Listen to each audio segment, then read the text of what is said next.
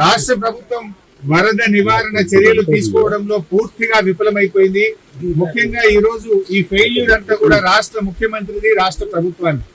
ఎంత బాధతో ఉన్నామంటే ఈ రోజు ఇవాళ హవేలీ గన్పూర్ మండలంలో మరి ఇద్దరు యువకులు చనిపోవడం జరిగింది.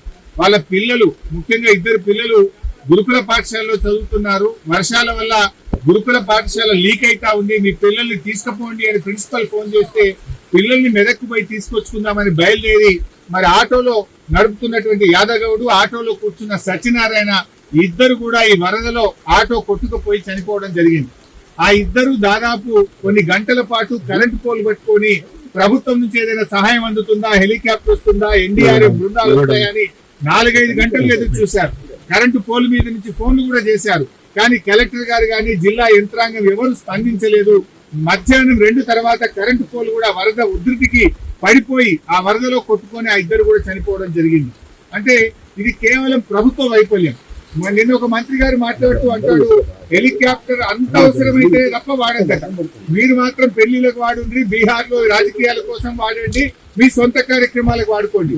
ఆనాడు ఖమ్మం జిల్లాలో కూడా హెలికాప్టర్ పంపకపోతే ప్రాణాలు పోయినాయి. ఇవాళ మెదక్ జిల్లాలో కూడా సకాలంలో హెలికాప్టర్ రాక ప్రజల ప్రాణాలు పోయినాయి. అంటే ప్రభుత్వం ముందస్తు చర్యలు తీసుకోలేదు. నిజాం సాగర్ లో ఈ వరద ఉధృతిని చూసి గేట్లు ఎత్తి ముందుగానే నిజాం సాగర్ ను ఖాళీ చేసి ఉంటే బ్యాక్ వాటర్ లో ఇంత నష్టం జరిగి ఉండేది కాదు. అటు ఇంజనీరింగ్ లోపం ఉంది, ప్రభుత్వ వైఫల్యం ఉంది.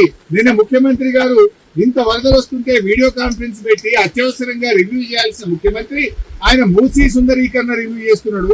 ఇవాళ పొద్దున్న లేచి ఆటల పోటీల గురించి రివ్యూ చేస్తుంది. ఒక దిక్కు ప్రజల ప్రాణాలు పోతున్నాయి, తాగడానికి నీళ్లు లేవు. హవేలీ గన్పూర్ లో నిన్నటి నుంచి కరెంటు లేక 7-8 గ్రామాల ప్రజలు మంచి నీళ్లు లేక వర్షపు నీళ్లను ప్లేట్లలో, గ్లాసులలో పట్టుకొని తాగుతున్న పరిస్థితి ఉన్నది. ఇవాళ రేపు అంటు రోగాలు ప్రబలేటువంటి అవకాశం ఉంది. వచ్చే 24 గంటలు ఇంకా పెద్ద ఎత్తున వర్షాలు ఉన్నాయని వాతావరణ శాఖ చెప్తా ఉంది.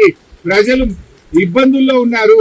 ప్రభుత్వం ఇప్పటికైనా మేల్కొని అత్యవసర చర్యలు చేపట్టి ప్రజలను కాపాడుకోవాలి. ప్రజలకు త్రాగునీరు అందించండి, ప్రజలకు అవసరమైన ఆహార పొట్లాలను పంపించండి, హెలికాప్టర్లను అందుబాటులో పెట్టండి. ఎందుకంటే బాగా తడిచి ఉన్నది, ఇప్పటికే నీటి ప్రవాహం ఉంది. ఇంకా వర్షం ఏమన్నా కొద్దిపాటి వర్షం ఎక్కువ పడ్డా కూడా మరి చెరువులు గాని తెగేటువంటి ప్రమాదం ఉంటది కనుక అన్ని జాగ్రత్తలు ప్రభుత్వం తీసుకోవాలని చెప్పి కోరుతా ఉన్నాం.